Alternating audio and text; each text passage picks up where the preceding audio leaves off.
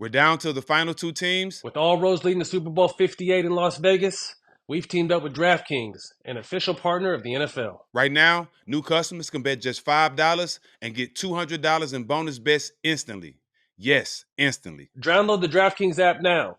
Sign up using the promo code SMOKE for your shot at the crown. That's right. New customers who bet just $5 will get $200 in bonus bets instantly. Wondering what you can do with those $200 in bonus bets? Combine multiple bets together from the same game for a shot at even bigger payout.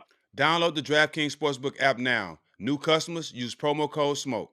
Bet just $5 on any wager and get $200 in bonus bets instantly. That's promo code SMOKE only at DraftKings Sportsbook. The crown is yours.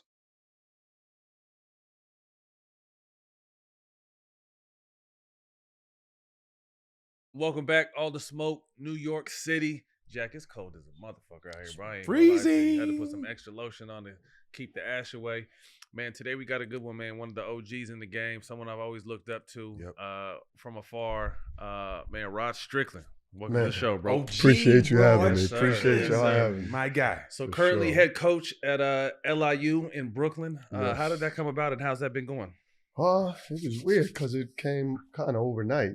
I was working for the NBA G League, kind of managing Team Ignite, and I was loving it. I was there for two and a half years. Were you out there on the West Coast? Yes. Well, I first was here in New York, Okay. in the New York office every day.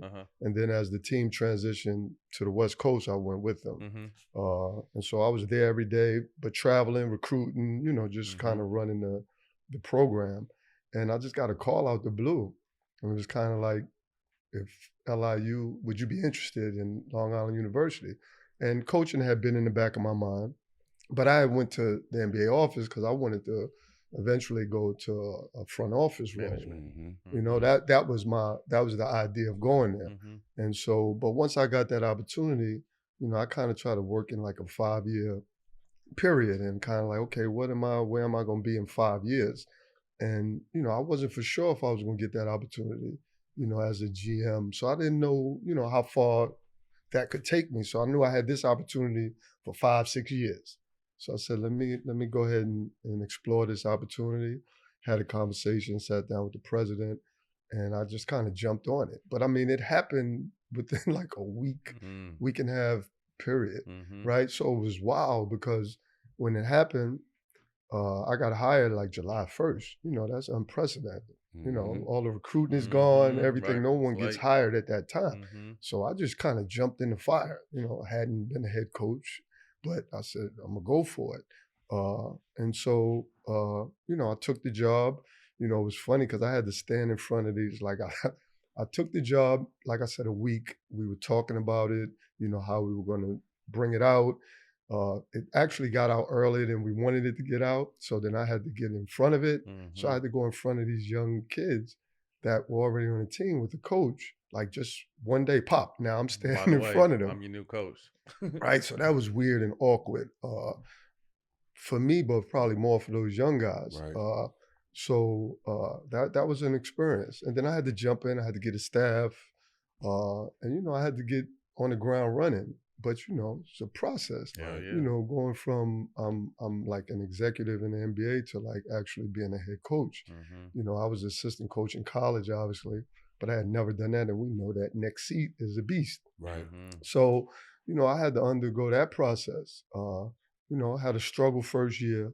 I had a lot of young guys and it was tough on them because the top 6 guys left. Oh, damn. You know what I mean? So now I'm playing with guys or that probably wouldn't have played much. Right. So now I'm there, I'm Rod Strickland. I'm pushing them like that's like a ghost, So like it wasn't even unfair for them. Right. And we struggled. And so a lot of those guys left. I brought in some new guys and, we've had a little struggle this year. I played a road schedule in December, like we was on the road the whole December, playing against UCLA and Miami and Rutgers. But the guys are fighting, now we're 2-1 in conference. We just took a bad loss, but we've had injuries. Like for the first month and a half, we played with 8, 9 players in practice. So, you have to dry run. Yeah. Can't get up and down. Then we got unless healthy. Unless one of the coaches is going to dust them kneecaps off. I went out there a little bit. Yeah, a little half court, Right. A little half court on offense, Right. I'm going to stay down on this side. But I'm enjoying it. It's a challenge. It's a process. The kids are being developed. They're getting better. We got to keep growing. This is a process. It's not going to be overnight. If you're not patient, you got to stay over there and let me just figure this out. But it's a process and it's going to take time. So I get a chance to coach in the summer. I coach my kids' AU team, and something I've known about this next group is communication is key. Like, we used to have coaches that would yell, cuss, scream, whatever, and we just did our thing.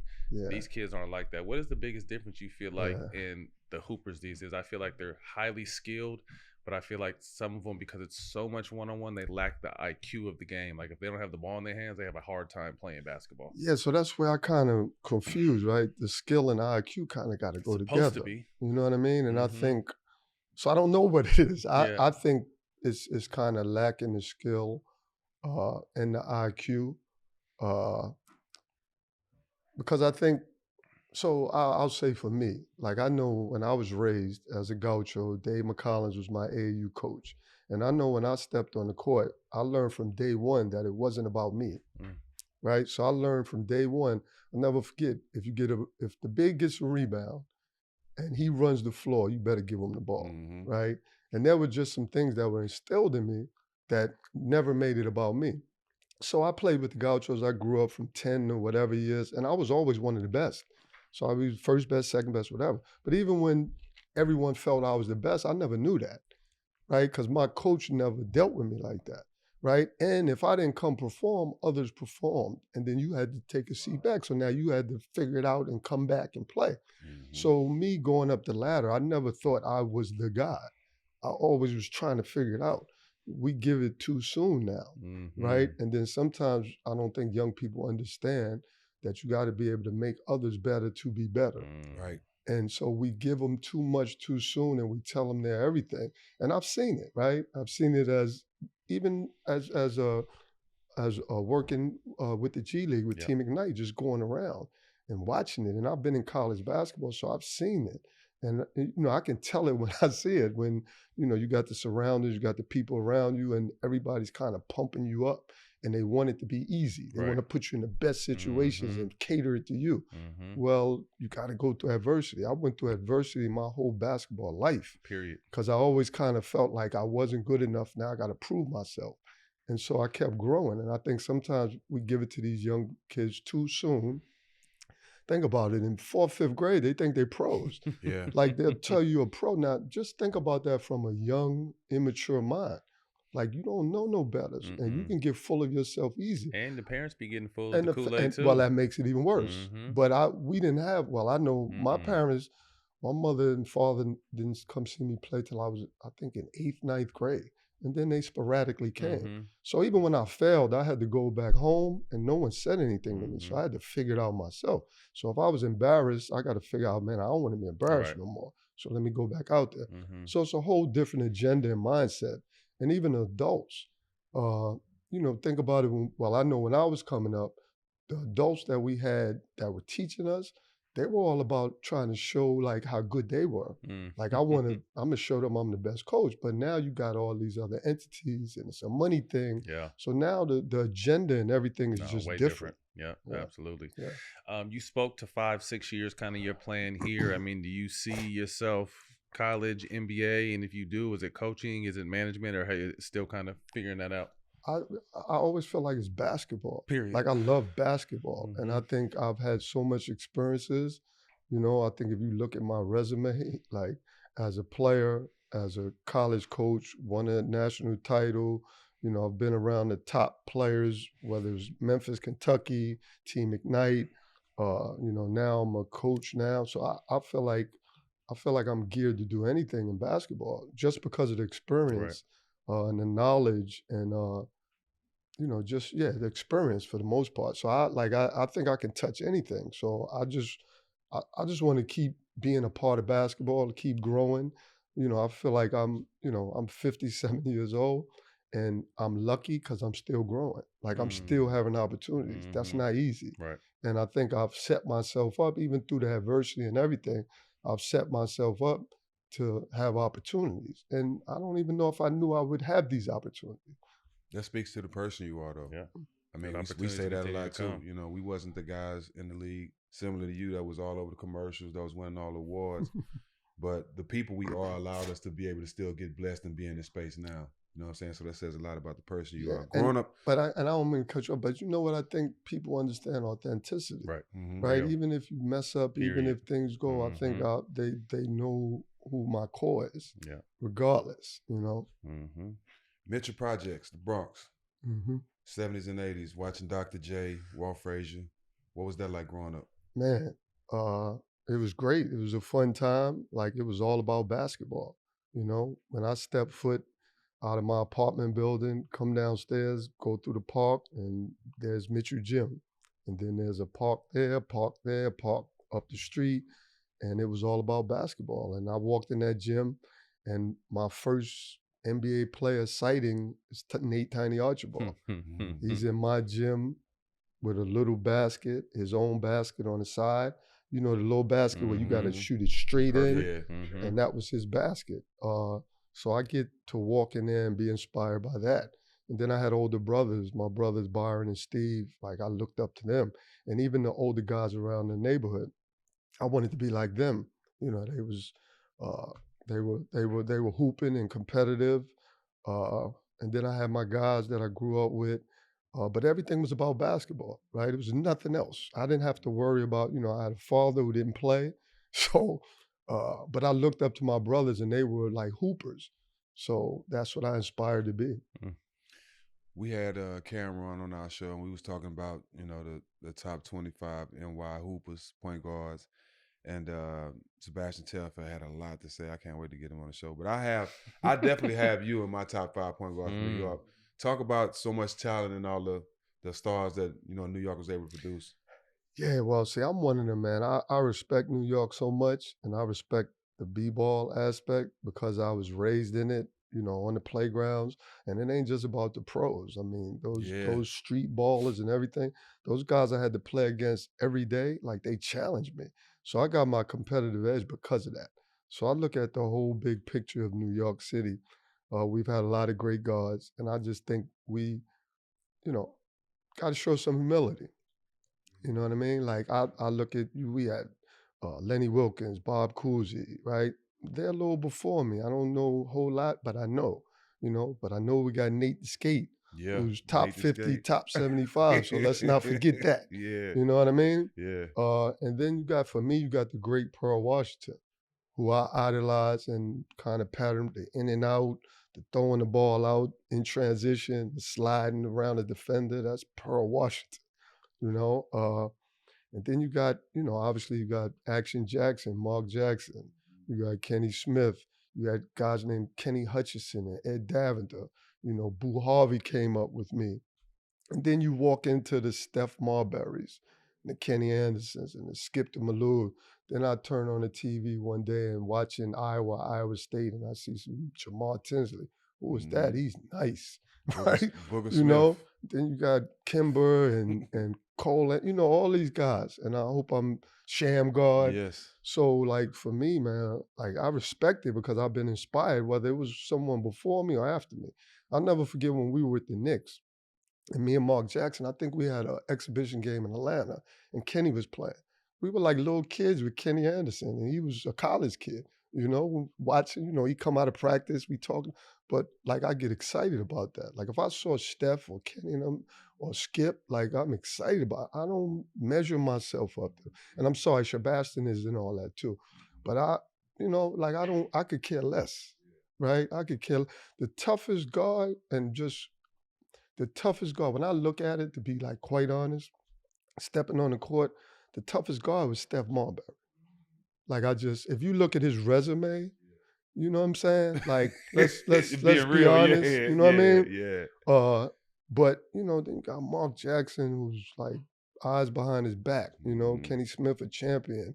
Skip to Malou, like, Brayford Austin. Trendsetters. Come on, man. Skip went from this b-ball, street ball, right? And he could have bought into all that, right? But he figured a route. He wanted to show that street balls can play in the NBA. But that has to, you have to give him a lot for that. He went this route and got to become an NBA player and be an NBA player. And man, Skip was killing. Like he teams in the championship. Like, he was something. Yeah. And then you got Shamgar, who has a signature move. Like, who wouldn't want, you know what I mean? So there's so many things about New York guards. And Sebastian, like, his high school career was amazing. Crazy.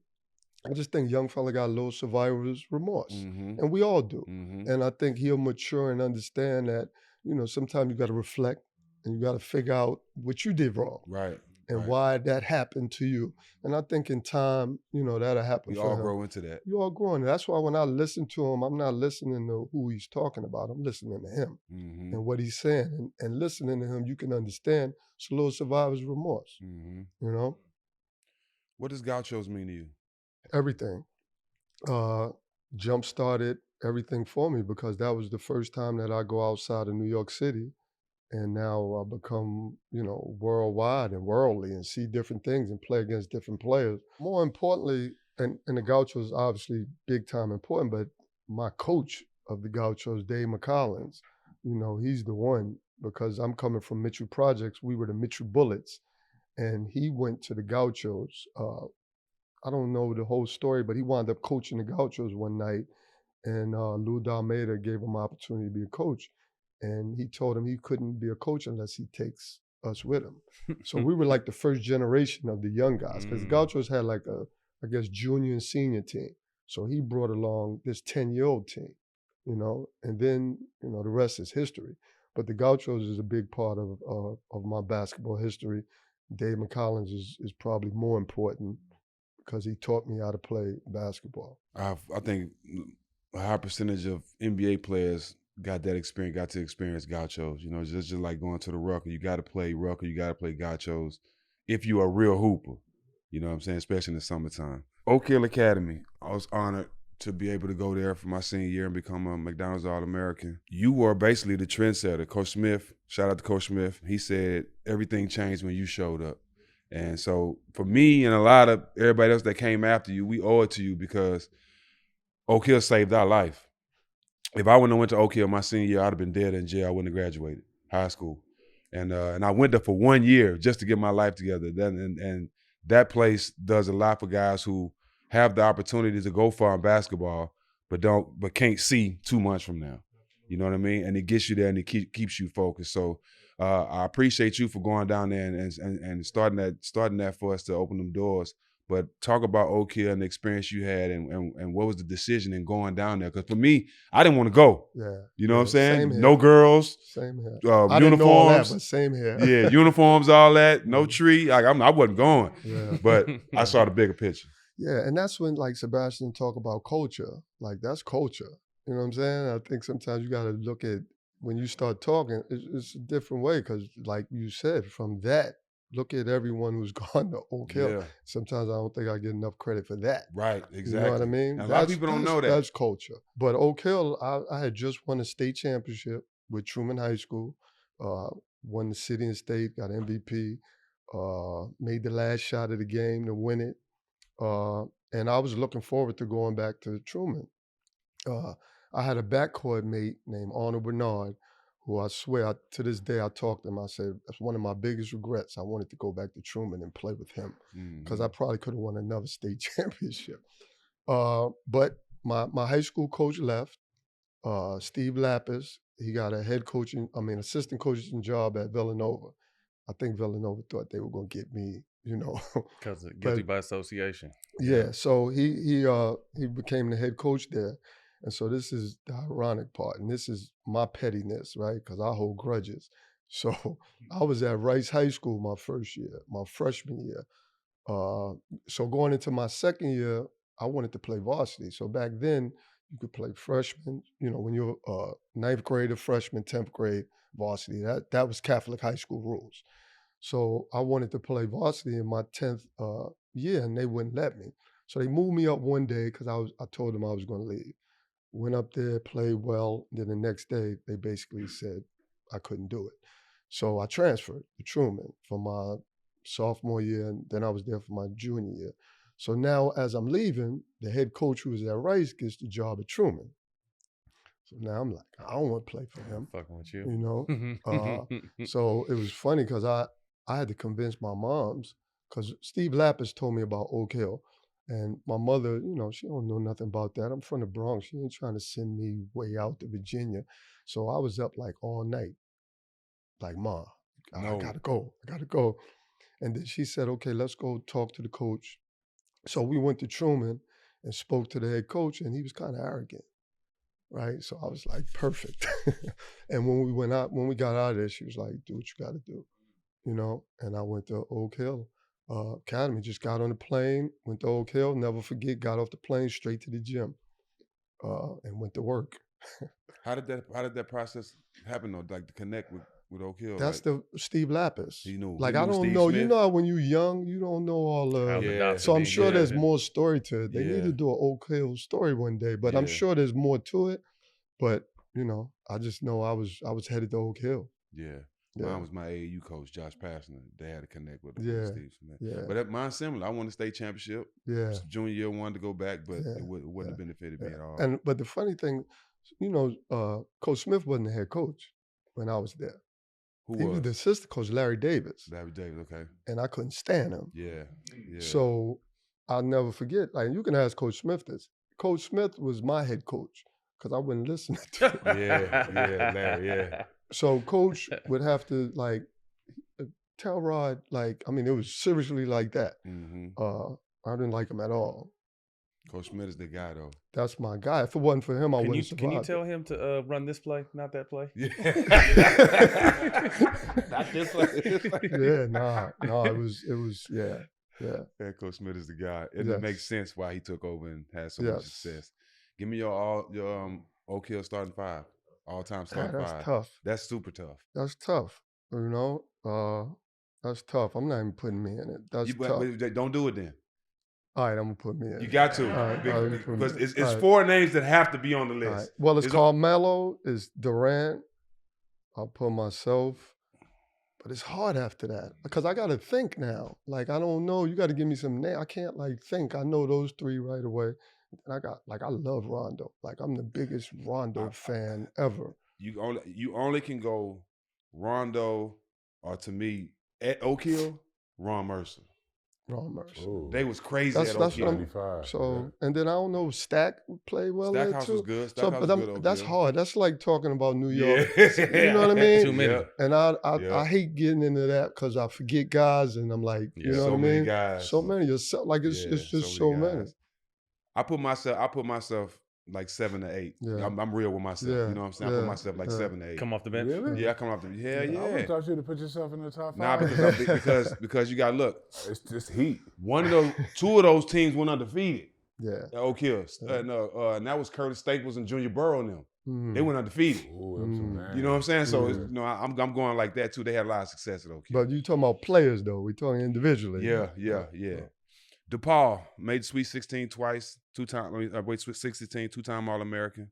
I know a couple people went to DePaul, but I'm pretty sure it was different when Quentin Richardson and Bobby Simmons and them was there. What was it like at your time at DePaul? Man, DePaul was Chicago. Like when I was there, DePaul was big time. Like, you know, I go back and I think about it.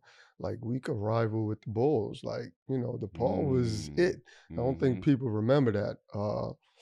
But DePaul was it was a great time, man. Like that was the moment I realized I can hoop. Like I mean hoop and get to the next level. I'll never forget, I don't know, it might have been the 5th, 6th game we playing Georgetown. And I go in the lane and show it, use the next hand, lay up the big. And, you know, Al McGuire was like, a star is born. And I was like, wow, you know, are you ready to go back and watch the game? So I'm sitting there and that's when because I never forget Joey Meyer, God bless, just passed. He brought me and my roommate in, Terrence Green, and he was telling us how we could be, you know, like the best combo that's been here. Like he was pumping us up. And I remember walking out of there but I didn't get it, right? Because I was weird. Like I didn't like look at myself like everybody else looked at me.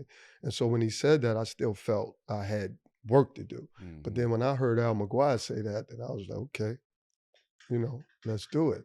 And it was just a great time. We went to a couple Sweet 16s, well, a few. But I'll never forget this. Not my last game, but my sophomore year, we played against LSU. This was like the turning point for me. We play LSU, and it's a guy named Darryl Joe. I'll never forget his name. I always wished he played in the NBA because he embarrassed me so much. Like defensively, he was like a defensive guy. He was bumping me, bullying me, like he made me look real bad, like soft. And I'll never forget that. And from that game, the next year, I ate weights. Like I was like, I'm never letting that happen again, ever.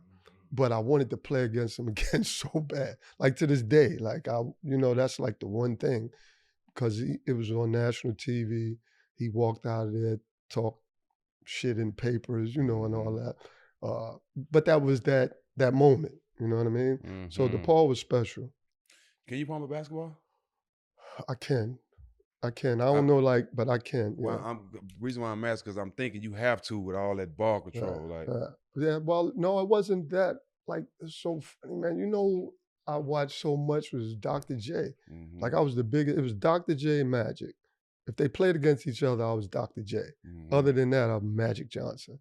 But I always watched, and George Gervin. The Ice flips Man, and all that. And I always had that in my head, and I always wanted to be like that. And Magic with the passing and all that.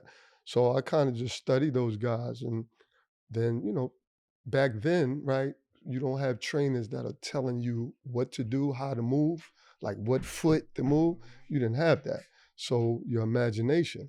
Yeah. So I go out there and now I'm on the basket, just throwing the ball up, different angles. Now I get in like pickup games and I'm trying different things, And so what I saw on TV, I used my imagination and I made it mine. Mm-hmm. But it wasn't like, people talk about, can you teach all that? I don't know if you can teach all that. Mm-mm. I think a lot of, you look at Kyrie, I think a lot of that is imagination. You got to have a certain imagination. If you listen to him talk, like that's different. It's another little level. Mm-hmm. So Kyrie Irving being your godson, what impresses you the most about his game on the court? His imagination. Like I always like tell young people that like you gotta watch things and then you gotta like those are the best players, But his skill set, I don't know if we've ever, I have to go to Isaiah Thomas, but have we ever seen someone that can handle the ball like that? And then it's a little different because like I was a ball handler off of instincts. So I come at you real hard and then I can react. But he's playing with you and then reacting. Mm-hmm. You know what I mean? Like that's different. So it's kind of street ball but it's a method to the madness. Mm-hmm. You know what I mean? It ain't just, he's not just doing that. Mm-hmm. And if you listen to him talk, his mind is just different. Is crazy. And his mind is just different. His imagination. If you listen to him talk about anything, his thought process is different. Mm-hmm. How did the friendship with his father come about? Knowing Dedrick since third grade. Okay. You know what I mean? Like third grade. Yeah. And we grew up through the Gauchos and all that, Yeah. Did you ever spend time with like Kyrie as a pro in recent years, like working out on moves and stuff? No, that's Kai, man. Yeah. That's like he was born and embedded with that, through pops and like he was there. No, that's all Kyrie. So, well, maybe I'm saying that because he got so much of you in his game, and you being his godfather, it's hard not to see. Well, you see it. Saying? You can't. There's inspirations like I talk about Tiny and all that. Like you get a chance to see, to be able to know someone who's done what you're trying to do, and there's video. You know what I mean? So like there's that. Yeah. I think people forget about that part of it. Right. Right. You don't actually have to be there, right, to inspire or to help somebody. Mm-hmm. You know what I mean? When I was coaching in college with the D Rose and the John Walls, it wasn't about being on the court. It was like the conversations or what they saw. Like, so it ain't always, you know what I mean? What did you see? I mean, speaking of those two, what did you see out of those two at that young college age that you knew it at that time when you got them? Like, like people, I don't know. I think people take too much credit for people's success. You know what I mean? Like they walked in there like that. It was already. That's why, you know what I mean? They walk like sometimes I did this and that. They walked in like that. A lot of times it's the conversation, right? It's helping them get from that point to the next point. How do you get out of college, right? And I remember telling them like, this will be the hardest part of your basketball life. Because, you got Cal, somebody who's on you, but you're not going to get that in the league. But if you can deal with that now, you know what I mean? So it's more conversation, getting them from point A to point B. Like D Rose, ain't nobody teach him that, at least from college. John Wall, ain't nobody teach him that. Tyreke Evans, like that's... Tyreke Evans was cold. I just seen some on him the other day. I don't know how he walked out the league. He was cold and big and strong too. Cold. He came and got Rookie of the Year and just maybe it was being in Sacramento, washed him out. The Euro step. You remember Euroing in the 90s and getting called for travel? They wasn't really ready for it yet. Pay attention, audience. Well, we Euro stepped and did it. I don't even think it's. I mean, I got a video of that of us Euro stepping. It's sign of the times, man. It's just errors. Like people don't know what they don't know. After like for me, probably in about 5-10 years, for y'all, probably 15-20 years, they're going to forget about all this. You know what I'm saying? Like, they don't, They don't care about history no more. Because they don't think like that. Like, I knew all the old players. I knew what they did, the Pete Maraviches, all of them. Like, I knew. But they don't, it's what's going on now. And they put whoever's doing what they're doing now. But if you go back, all this stuff, you'll see it. The game was a lot different when you first came in the game with the hand checks and the the freedom of, or the lack of freedom of movement. What do you feel like you could have done with the rules where they allowed kind of freedom of movement, especially with how creative you were? I always talk about that. The game is wide open. You can't touch anyone. So me being an aggressive driver, like I'm gonna run up your chest and I'm gonna free throws a game.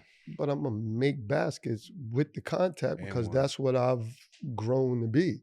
And then with the IQ, if I get in the middle, I'm going to make the right reads, And we talk about three-point shooting. You work on that, and you don't have to always be that. Everybody thinks you have to be that, but you can make an impact. Ja Morant's not a super three-point shooter, is he? Right? So you can make an impact. IQ, knowing how to run a team, score time, we forgot about all that. But I just think my skill set of just IQ and the fact that I'm going to penetrate, like I'm getting by you. And once I get, I'm getting by you. So once I get by you, I have the ability to make that right play. Yeah, makes you even more dangerous. 19th pick in 88, drafted by the Knicks, drafted to the Knicks. Danny Manning, Rick Smith, Smith Richmond, Dan Marley, my guy. That was a nice class. Talk about that year. Yeah, it's a decent class. I got drafted by the Knicks. Home team, but I wasn't excited. Yeah, Mark. And I didn't know, like, I was told I was going to go somewhere between 7 and 15. And the Seattle Supersonics told my agent that if I was at 15, they were taking me. So, I was nervous because my college coach, Joey Meyer, called me and told me I was dropping in draft. So I think it was Boston and the Lakers. They always had the last two picks. So one of them called them. And so I'm like nervous because, you get to that point, you could slip to the second round. I never expected the Knicks to draft me. And then they drafted, they had Mark from the prior year. So I'm looking at the board and I'm like, I'm going late. So when they picked me, I was surprised and I got booed. Like in New York, which is crazy to me. Not to cut you off, did Mark say he was mad they drafted him? We had Mark on the show, did he? Didn't he say was he? Yeah, he didn't like that. Yeah, he wasn't fucking with it. Yeah. He wouldn't say that back then. Yeah. Mark is my guy, but I wouldn't like that. Right. You know what I mean? I'm a rookie, and he you had go just won draft. Rookie of the Year too, didn't he? Yeah. Dang. But I wish it was too early for that time. Like they would put me and Mark in the game. Yeah. They would put us in the game at times, and we would turn the Garden out. But at that time, 2 point guards, they weren't doing that. They weren't ready for that. I wish we could have done that more because we would have been really good. But that was a clash. Like, that was hard, right? And me and Mark always held respect for each other. And Mark could tell you this. I tried to fight Mark one day in practice. We talk about it. We laugh about it all the time. Like, I was mad one day. I just was frustrated. And every time he tried to come off the ball screen, I was just hitting him. Like, I just was, but we talk about it all the time. But Mark is my guy. I got utmost respect for him. And what he did was he was professional. Yeah. And I struggled with that, right? So that was kind of the difference. You know what I mean? But I like Mark, the way he carried himself. Mark has the ability to make everyone think they're better than they are. You know what I mean? Yeah, like, look like that. Yeah, and you see what he did as a coach with Golden State, but he also did that as a player. So I got like the utmost for my guy. Yeah. Didn't the Knicks try 2 point guards again before that with Tiny Archibald? Who was Fire and Ice? No, you talking about Frazier and Earl Monroe? So they didn't try. They did. That was it. That was it. Yeah, they won a championship. That was the deal. That one worked. So, but did they keep trying to repeat that a year? No, they didn't. They wouldn't. They didn't. No, that was it. That was an outlier. That was just different. Yeah.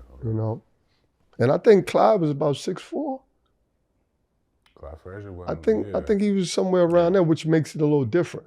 You know what I mean? Because it's not 2 small guards. You know what I mean? It made it a little different. It's a legit point guard and shooting guard. Yeah, it made it a little different. Yeah. What was the state of the league when you arrived? MJ was becoming a star.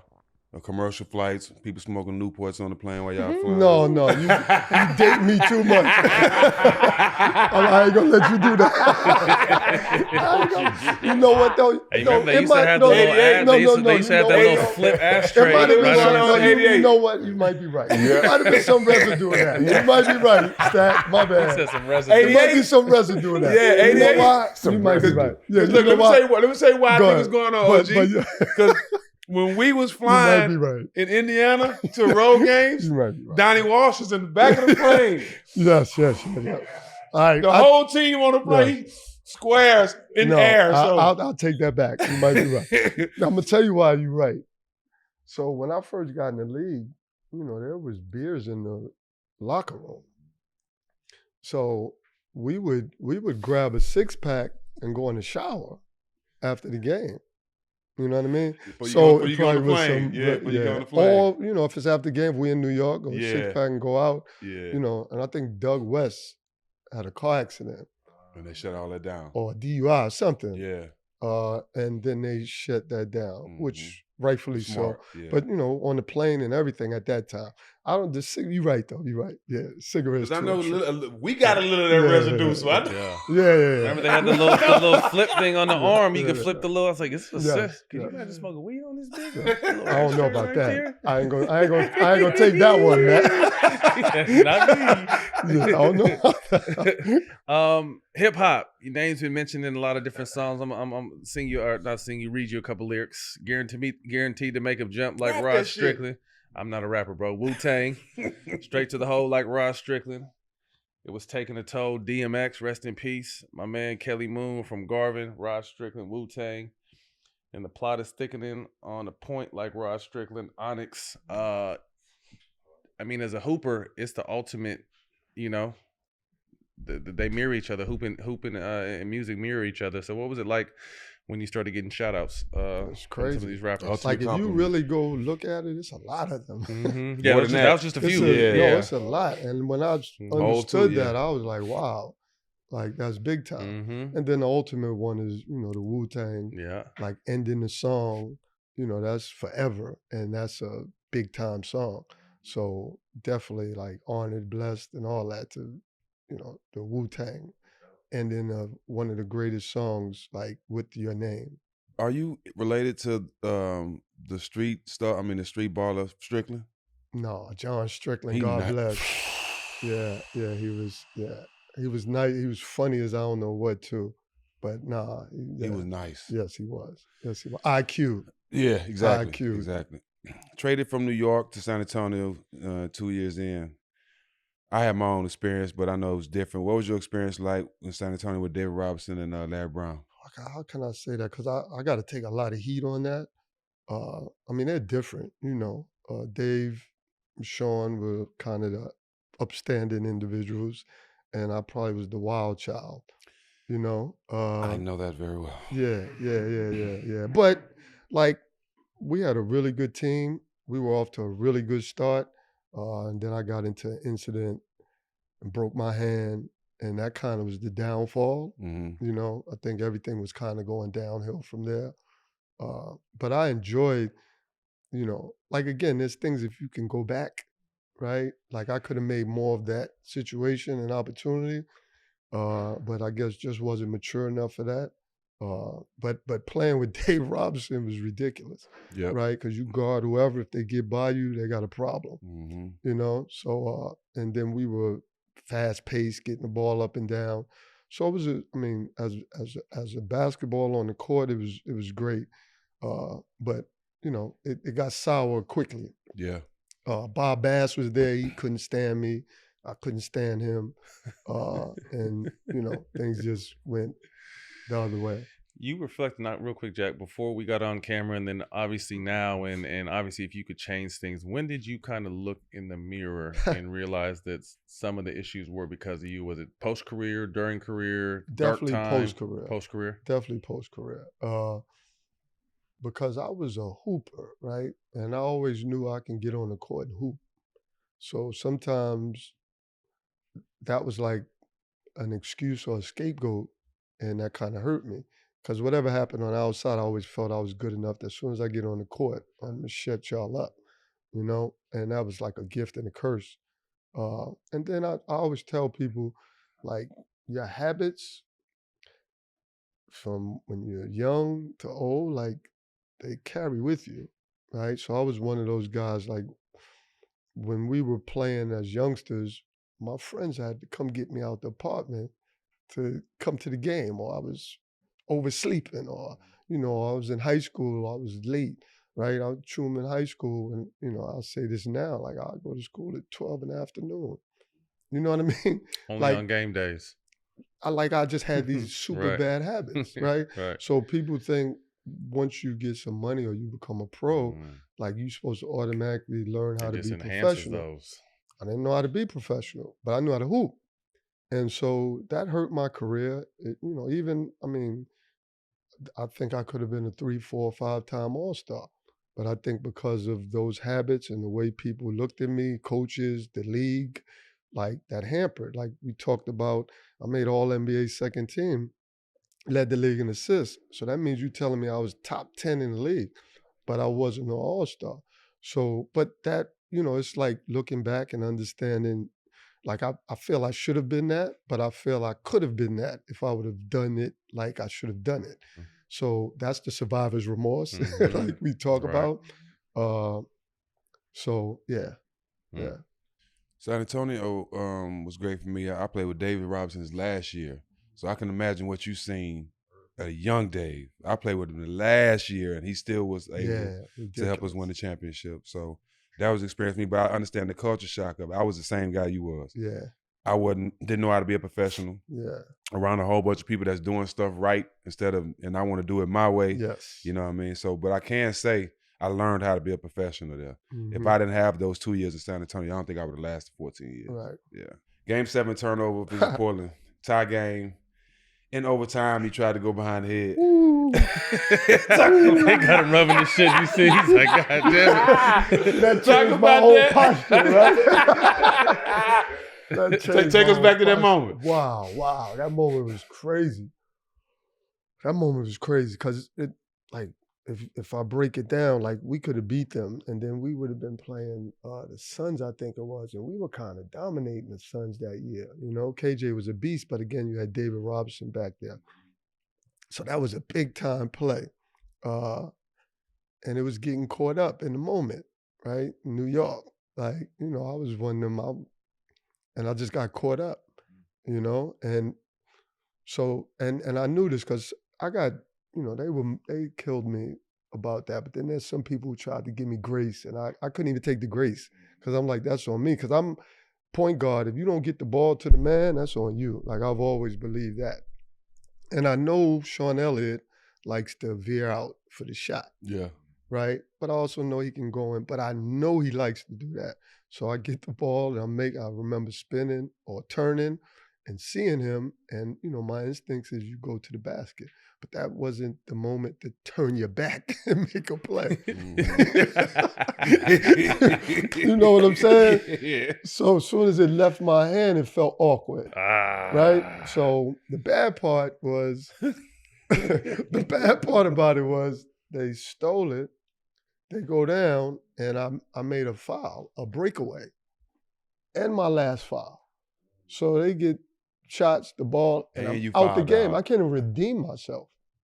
And that was the worst walk. I'm going to tell you, the walk from fouling out to the bench, right, looking at everybody, and then from the locker room to the plane, going past everybody, and then from the plane, when it landed to the car, it was the longest walks ever. Lonely as a motherfucker. You know how you can feel everybody, like you looking at everybody and like, it's like they're talking in your head and they're looking at you like, you idiot, or you dummy. Like you can almost see it in there. Prescott felt. No, for real. That's what I felt. But it was a bad play. Like it was I remember Isaiah and Magic, and it was killing me about it. And this is a lesson for like young people. Like I ate that because it came from Magic and Isaiah. Got to. So what I'm gonna say? Dražen Petrović. Yeah. Nice. Everybody know he was nice. Y'all had a little on the court situation where you gave him a forearm shiver.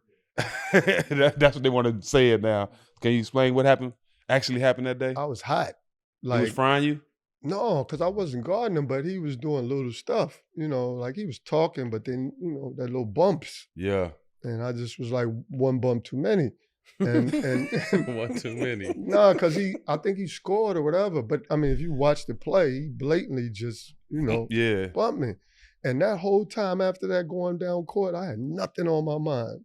Like I'm getting him. Spin the block. No, it was nothing else.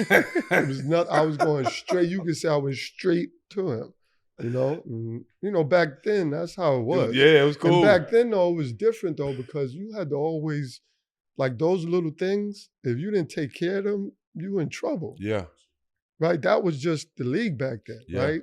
I mean, me and Isaiah one time was on the floor and, me and Stockton, back in the day, like you couldn't let that happen. Like those were like little things that give other people the edge, right? If they know you can do that, like more than now. Mm-hmm. Couldn't let it, like it just couldn't. And people say that about Chris Paul, how he was physical and dirty.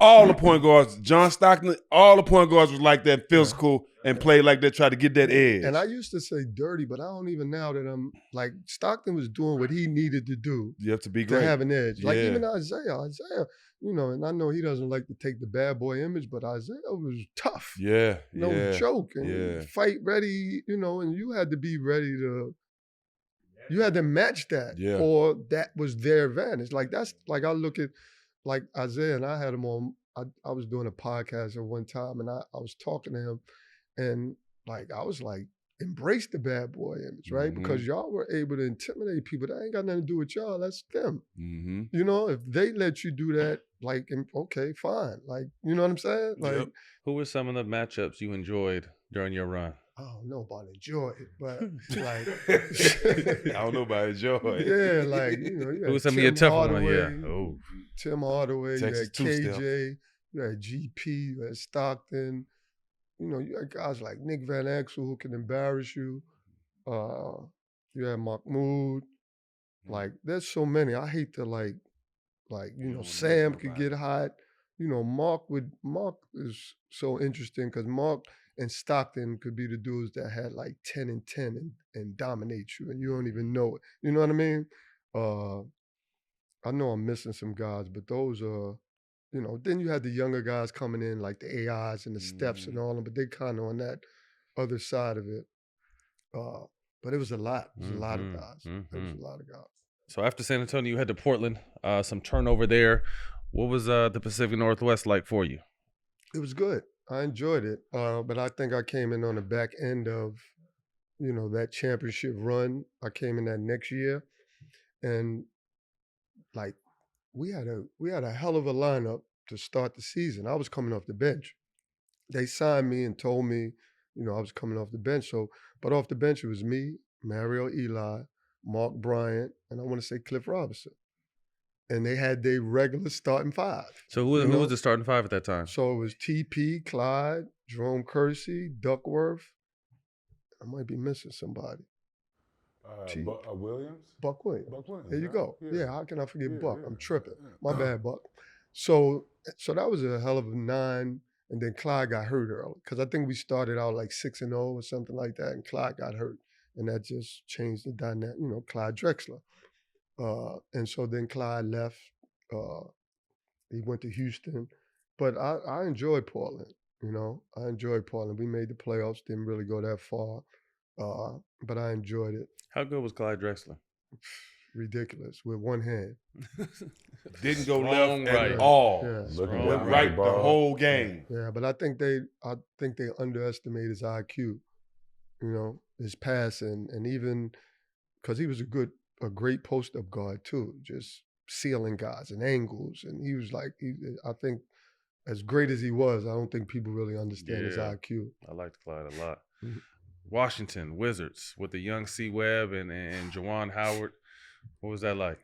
Man, to get there with those young guys. So what, not to cut you off, what year in your career was that for you? I think that was like 97. So my 9th year or something like that. So you seasoned by this time. Right, was it 97? Right, yeah. C. Webb and Juwan Howard is like super energy. I mean, like that. That's my guy, I never forget we played against Steph and KG. That was the craziest, like that environment, like the tip off, you could feel the energy, tension. Yeah. Steph ready to come at me, KJ ready to go. But C. Webb was incredible. Like, I don't think he gets enough credit, right? For whatever reason, it's weird. I don't know why, but like, you don't hear much about C. Webb, but C. Webb was special. I mean, like special. We had C. Webb, but he averaged 20, 10. 5, 6.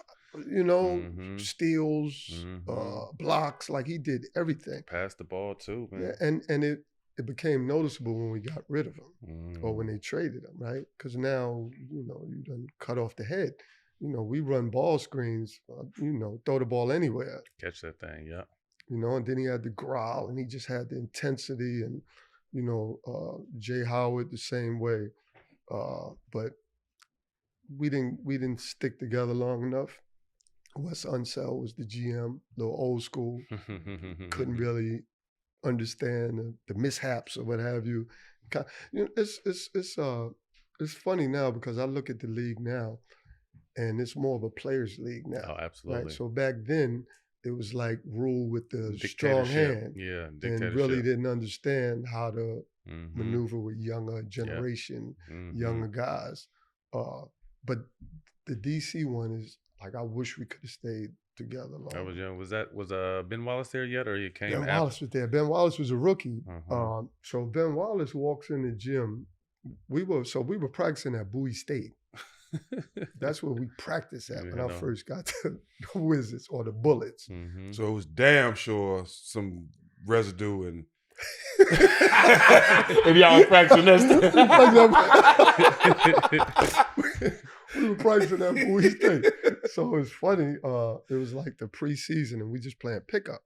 And I don't know all the dynamics, how he got there, whatever. But I just remember being in the gym and, I think I'm the layup king. I don't think no one's blocking my shot. I still feel like that. You are the layup king. But I'm in there and this dude keeps blocking my shot. And I'm like, who is he?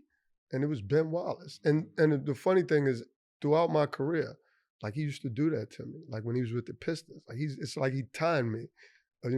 Yeah. But yeah. So Ben was ridiculous. And Ben was no nonsense. Don't mess with Ben. Did he Trust talk? me, I saw that. Yeah, well, I saw it. Yeah. I saw it. And that's Ben. Up close and personal. Yes. And he gets big. He gets bigger by the second. He's the coolest dude ever. Yes. But don't take him there. Ah, shit. That's funny.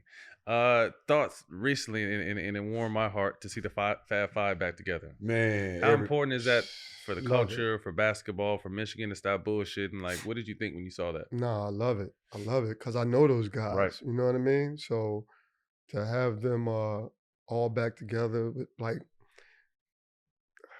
it's so interesting because you look at the college, you look at how it is now, and you just look back and you say like, for them to go through that, like And the freedom is now, the freedom now, yeah, and the NILs now. And I always say like the young guys always get the raw end of the stick, right? But it's always the adults. Like if you look back at any of that, who started that? Where did that come from? And man, that's greatness.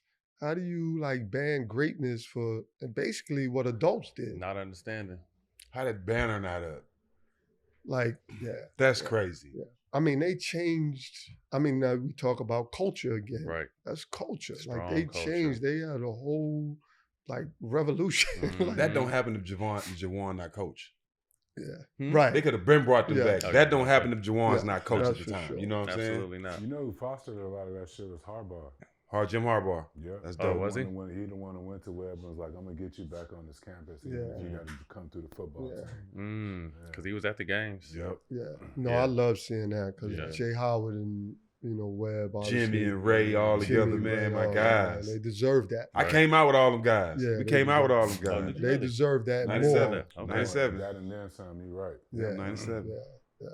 Should have a statue outside the basketball. All five of them. Yeah, Yes, they- exactly. yeah. Iconic photo when they all in Yeah. the... No, they definitely got to honor them. Somehow. When all of them had the ball heads. Exactly. Yeah. Mhm. Swept by the 90s in 97 by the 69 win Bulls. What was Mike like in his focus in that team at that time? Mike is Mike. Like, Plain and simple. Mike is Mike. I remember, I don't know if he gave us a 50 piece, I think, or maybe 40 something. And I'll never forget Cal Bacini being like distraught. And he walked in another room like after the game. I was like, man, get out of there, man. Come on in here, man. We good. But Mike is Mike. Mike is Mike. Mike was able to dominate when he needed to and how he wanted to. And, Mike was a mismatch. We know that. We know that. A problem. It was a mismatch. And then you had the great Scottie Pippen, who probably doesn't get enough credit as well. Right. And then even Ron Harper. Because Ron you Harper think was about... tough. He was a killer before he He went to guarded Chicago. all the best players. before when Ron Harper was in Cleveland, I don't know if people need to go watch. Didn't he lead the league in steals or something like that? He might Like have, but I'm going to tell you 22, this. 25 points If a he game. would have never gotten injured, he would have rivaled knee? MJ. Knee, yep. Like The I'm knee? just telling you, Hart was a bad boy. Yeah. And even with the Clippers, he was tough. Yeah. But Yeah. just think about those three as defenders. As a Long, 6'3" yeah, guard, it's tough. like, because all they would do is start gapping you, Mhm. right? No, I'm not a jump shooter. So now they're gapping you. So I had to try to get them in transition, So, yeah, they were great. So MJ was really like that on D. Oh, definitely. And they let him, Get away with it, too. yes. Yeah. Like at the end of the Yeah. game. They're not he calling can- that no, hand slaps. no. Mm-mm. But as a defender, no doubt about He it. got after it. He was a great defender. Absolutely. Because you see a lot of superstars that don't take their pride on defense. You know what I'm saying? he definitely, him, Pippen, and Hart. That's what I Yeah. say. You got those three on the perimeter. That's Yeah. tough. Mhm. 6'6", Switch 6'6", everything. 6'8". That's tough. Final years, a lot of stops. Portland, Miami, Minnesota, Orlando, Toronto. He played with Yeah, T-Mac, I don't know if KG, I want to Sheed. talk about those. No. No, those are like shit. You, Go ahead. I'm sorry. any bright spots in any of those stops? No, I enjoyed them all, but it was just, so as I talked about, like if you put my numbers in the 90s, right, I think I would put them with all the point guards, whether it's a little low or whatever, but it's 17, almost 9, 4 rebounds, almost 2 steals. But those other years kind of brought everything down. So that's why I look at those years, right? And we talked off camera. The unprofessionalism led up to those last 5 years. You know what I mean? Because now the last 5 years, if you look at it, I had to sit out and wait for teams to like lose enough to say, all right, let's go get Rod. So there was no plan for me, right? I'm a fill-in. So now the minutes go down and everything. So when I look at those 5 years, obviously great. Like all those organizations were great. But when I look at it, like those were the years that kind of like messed up the numbers. You know what I mean? I kind of think like basically back then, if I'd have thought back then, if I'd have said today's decisions going to affect the future life, you know what I'm saying? If I'd have thought about that then, I would have made the decision. I probably would have played in the All-Star too. So I see what you're saying. Those mistakes you made at the beginning of the year, thinking of that, it affected at the end. Absolutely. Yeah. Because if I was, professional, like I may have stayed with other teams, right? Yeah. So when you're with the other teams, you already got a role, right? But now you flip-flopping the teams, like you don't have a role. You're just there to really fill in. Mm-hmm. You know what I mean? Mm-hmm. So that, now you're playing 15 minutes and, so you go from averaging, your career averages being 16.8 to 13, mm-hmm. And then it looks different. And I don't think people can get the real feel of what you did, right? Because they're going by the end numbers. But like I said, if you take those 5 years out and you go, even if you want to go to 12, the first 12, but I know if you go to 90s for the 10 years and you stack them up to whoever, they're gonna be somewhere in the picture. They definitely stand on their own. So 17-year career, 13 years sober, which to me is just as impressive as that long run. You're on the record saying, how you know that? Huh? You're on the record saying if you didn't drink, you felt like you had an opportunity to be a Hall of Famer. Can you explain what that is like? Because we all have vices, you know what I mean? He and I had our vice, and it was smoking, and every day we did it, we was on the brink of possibly getting kicked out, and now it's allowed. So what take us back through that mindset and pulling yourself out of that darkness. Like honestly, like. And I talk about the professional part, being laid or just that attitude. And then, obviously drinking and hanging out and all that, like your decision-making becomes bad, right? So it ain't even just on the court. When I reflect back, my family, my kids, friendships, like everything, and then as a professional, because what you don't really understand is that as you're drinking and you're hanging out and you're having a ball, like you're putting together a map for people. Like you kind of, how can I say it? What's the word I want to use? Well, for the lack of like a word right now, you're showing people who you are, right? Or you're putting this image into people's minds that you don't even understand later years, they're going to hold that against you. And you don't understand that, right? So the funny thing about like me stop drinking, what I realized, and John Lucas told me this, he said, he said 3 things, I can only remember 2, but he said, you're going to have people who don't want you to change, right? Because they're so used to having fun with you. And then you're going to have people who are never going to accept or let you change. And the second one, the latter one, I found out the hard way, right? Because you know how you can be around people and you can think they're with you or they're your people. But then when it's time to put you in situations to kind of put you in power or put you in position, they'll minimize you. And they'll minimize you because they think this is who you are. So you can't be trusted or they don't value you or whatever. Might be your friend, might even love you. But they feel like, and the crazy part about that, I had to get away from them to get to where I'm at now. So y'all know Chrissy Chin, right? Best thing, best person, Amazing. best, my family. But she single-handedly grabbed me and helped me get to where I'm at now. That sounds just like her. Right? And she valued me.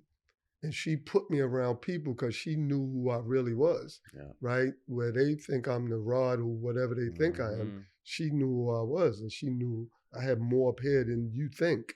So she put me in front of people and helped me understand how to deal with people, right? Because I'm one of those, I'm one of those non-trusting people. Like I don't, I think everybody has an agenda sometimes, right? There's phoniness, right? And then when I feel that, I can't. But I had to learn how to get out of that. Get out your own way. Because you get out your own way. How hard was it? Because it's something he and I had to do post-career to almost reinvent yourself. Like you said, you got pulled out of an area where they expected you to your reputation, whether earned is, good or bad, it's earned. Mm-hmm. You know what I mean? So to be able to reinvent yourself in a new space, was that tough? Was it gratifying? Because I found it gratifying when people look at me and they hear me talk, or they're like, oh, I didn't know that was, you know what I mean? Yes. So I had to humble myself, right? And I had to understand, well, the first thing I had to realize it wasn't them. It was me, right? I had to get out of that, because I want to be mad at whoever, and I really shouldn't be mad because whatever happened, I exposed that to them.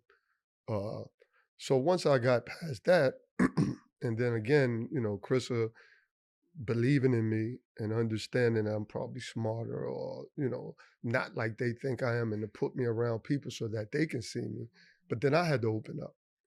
I'll never forget, I was on NBA TV with Dennis Scott, and we were doing it. And before the broadcast started, I was like, man, I'm nervous. Like, because I get anxieties. Like, I've just been like that all my life, in front of people and all that. I've gotten better, but I've dealt with that forever. And I told him that, and he said, man, I'm glad you told me that. He said, that says it all. He actually said, you need to tell people that, because that tells who you are. Because he said, you the guy who come in the room and go in the corner. And I had to realize that too. Like, I'm being me, but I don't know what kind of energy I'm giving off to everyone else. So when I walk in a room and I'm like, they may think I'm standoffish, but I just might be to myself, right? And there's no disrespect or anything. And I had to learn that too, right? And that was a big part.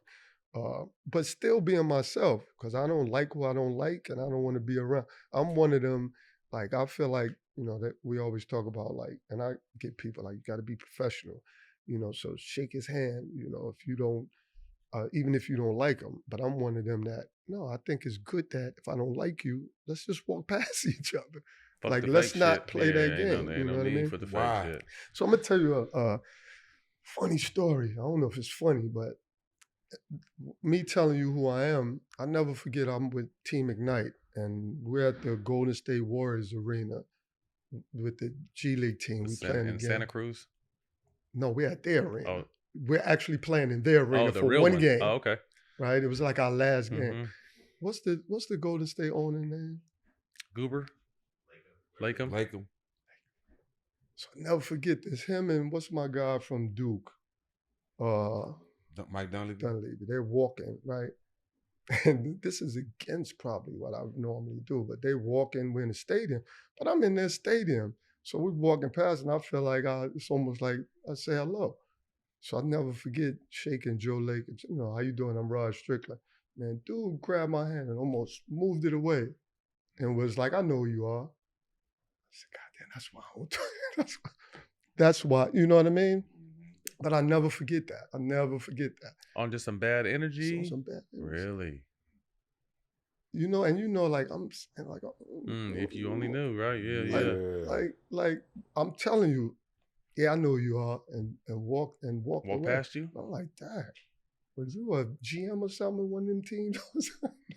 But it was just the craziest energy, and that's why. But then it really kind of. See, that's why I don't do this shit. That's why I don't, I might be smacking. We have these. Shit, this nigga be taking me off the cliff a whole bunch of times. All these motherfuckers.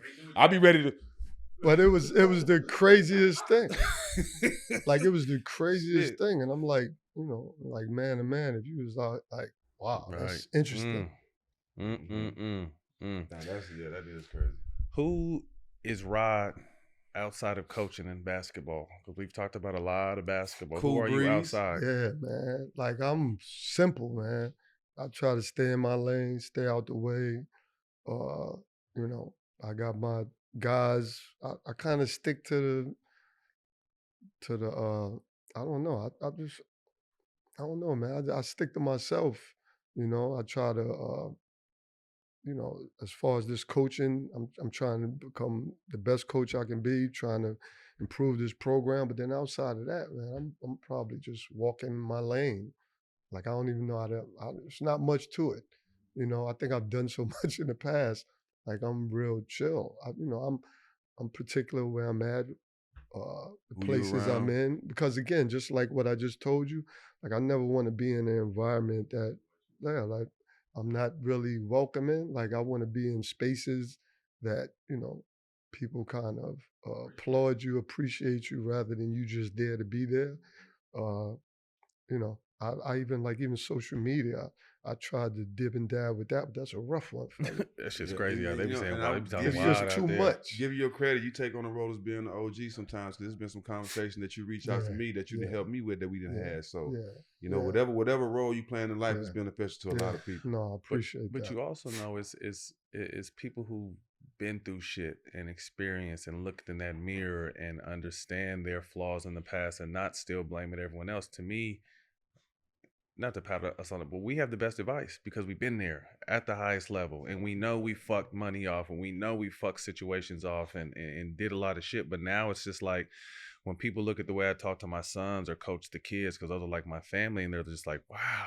It's like, not, don't do this because I did it. You know what I mean? That I did this, so you don't have to do it. So just to be able to come back and give, but it's first you got to be able to look at yourself in the mirror and see your soul and realize, like, yo, I had a lot of not to harp on it, but to a point, like, I had a lot to do with this situation or that situation. It was fucked up, definitely. But I had a lot to do with it. To be able to see your fault, move past it, forgive yourself, and then try to, give your blessings to the next generation. But that's your superpowers. I tell people, like, that's your superpower. Like, because everybody can't do it. Right. Everybody can't talk and have that conversation and be authentic with it. My oldest son, he's with me now. And I tell him, because he had some bad experiences in college with some coaches and the way they dealt with him, the way they treated him. And I told him, man, like, that's your superpower. Like, talk about it. I mean, you put him on blast. Like, talk about it, right? Because that'll relieve you. And also, but you'd be surprised how many people have gone through that. Similar things. One thing I've learned just from experience is that, like, you can stand in front of 7, 8, 10, 12 people, and they're judging you, and they got so much baggage. So, like, I'm always, you looking at me, I'm staring at you, right? Because I know you ain't perfect, right? So I'm cool with my flaws. I know what they are, and I've worked on it, and I'm growing and still growing. So when I walk in front of people, like, man, it is what it is. Keep it over there. You know what I'm saying? But I understand that. And even when, we talk about social media or people, like, we got this thing where we always judging the person that's being talked about. But a lot of times I'm judging the person who's talking. It says a lot about you. Yeah, because I'm trying to figure out why you talking your angle? What's and your why point? you saying that. Right. When you blurting certain things out, sometimes that's an insecurity or that's some stuff going on with you. So that's why I don't receive all that energy, because it's like, even like listening to Sebastian, right? Instead of me like all on him, no, I get it. But that ain't about me. Right. So you don't even have to name me. Yeah. Because that ain't really about me. Right. You know what I'm saying? Right. Yeah. That's your journey. Yeah. You got to figure that out, With the journey you've been on as a young man and a player and a coach and in management, can you see now when you're in management or coaching outside shit affecting people on the court? Can you see it? Can you feel it? Oh, it definitely happens. It definitely happens. But so it's crazy. I think my superpowers was it didn't affect me on the court. Oh yeah, you didn't allow it to affect you. It didn't affect me. Once I got on the court, that was like everything is done. Get away. Like I used to go back, I'll get in trouble, and my home crowd is booing me. Like when I come in the game, but my mind was never like I got nervous or shook on that. I was always like, I'm gonna do something. That's your and release. They'll forget me. about it. So that was I got that, but I don't know if that was great for me. Yeah, to be able to compartmentalize shit. Yeah, it can definitely affect you, but I'm good at compartmentalizing. No, but I'm saying as someone older now who's been through it, have you had to pull people like younger G leaguers or players to the side, like, hey, what's going on? You good? How's home? How's this? Definitely. No, that's definitely, absolutely, it's happened a lot, and it definitely affects, especially the young people, especially now. So you think about it, when we came out, like people just talked around the city, whatever. You didn't hear it. No. You know, every now and then someone will confront you and then you'll say something, but you didn't, you know, you get a newspaper article or two. But now when you're going through stuff, like the whole world is on you. Comment is looking for you. You used to have to look for it. Now it's looking for you. The whole world is on you. Like that's why I say the social media is tough, because once you get involved in it and you put yourself out there, then you have to take everyone's energy. Like I'm a blocker. Like as soon as I feel something, I don't like something, I'm blocking. I'm gonna cuss you out first, then block you.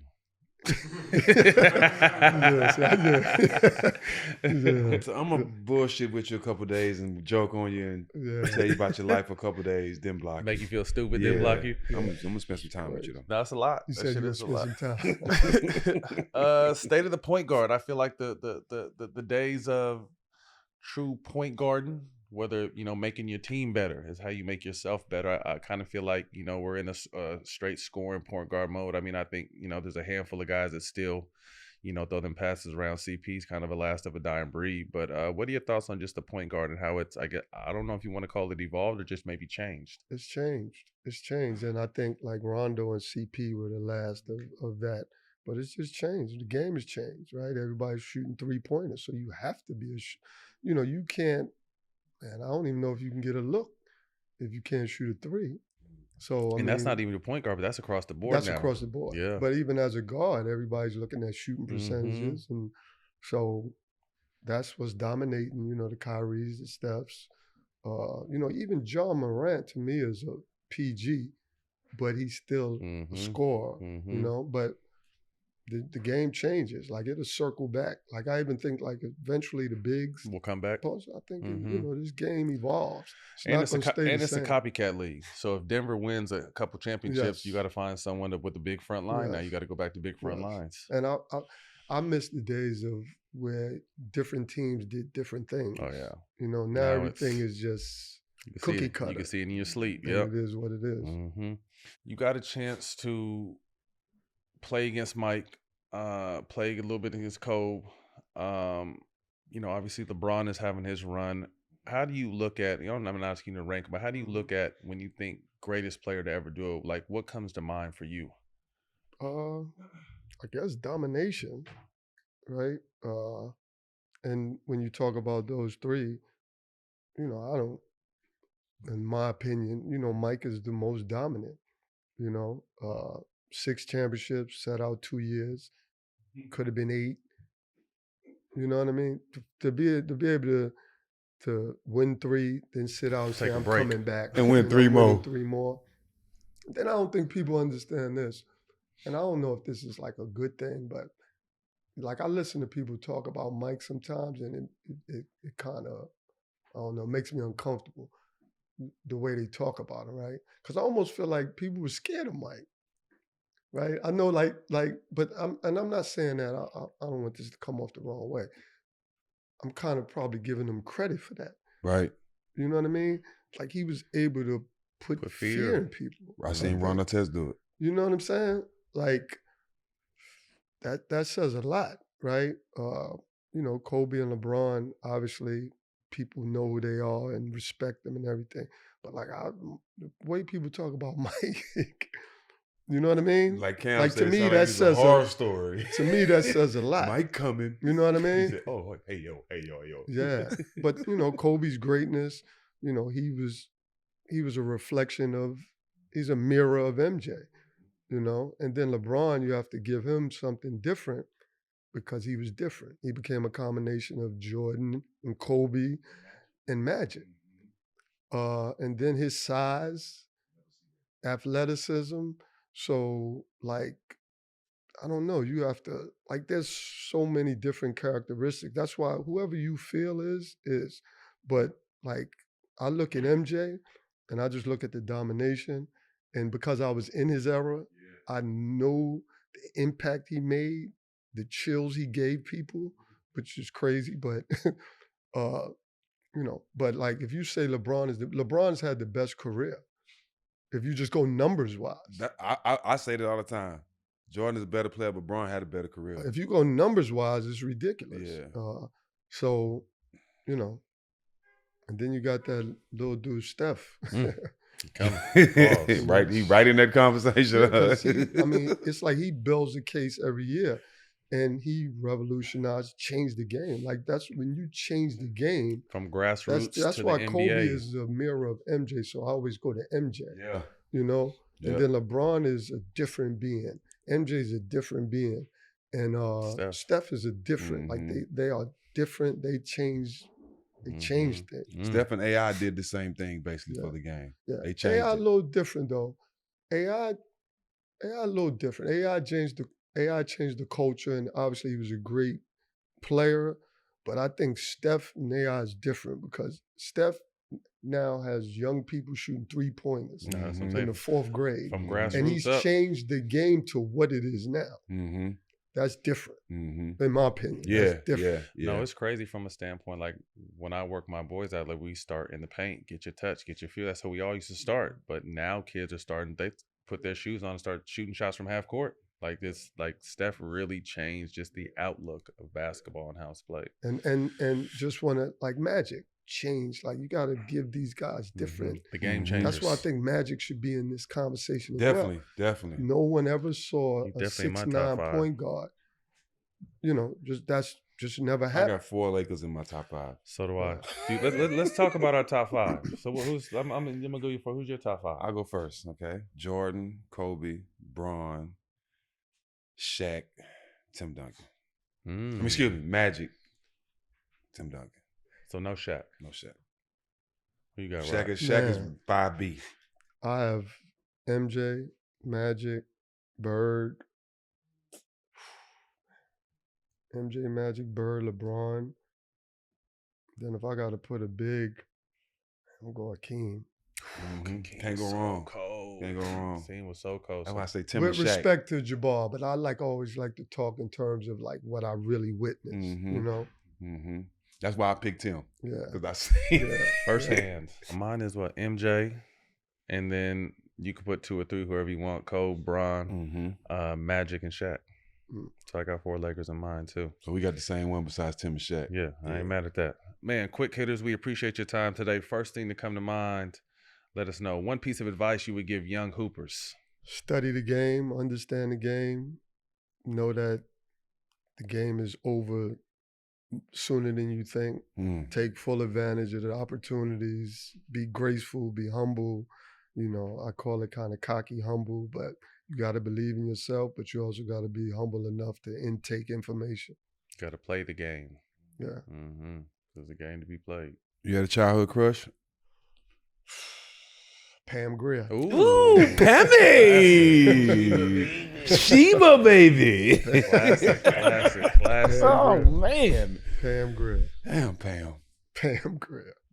Top 3 ball handlers of all time, in your opinion? Just off the top, because that's something I got to really think about, but I'm going to say Kyrie. I got to say Isaiah. And I'm gonna put Jamal Crawford in. I thought you about to say the other Jamal because he in my top 5. Who was that? Tinsley. Oh well, I ain't mad at that. I seen him do some stuff in games. I ain't mad at crazy. that. One thing you wish you were better at. That's a tough one. One thing I wish I was better at. Shit. I'm stumped. Ask you that. One thing I wish I was better at.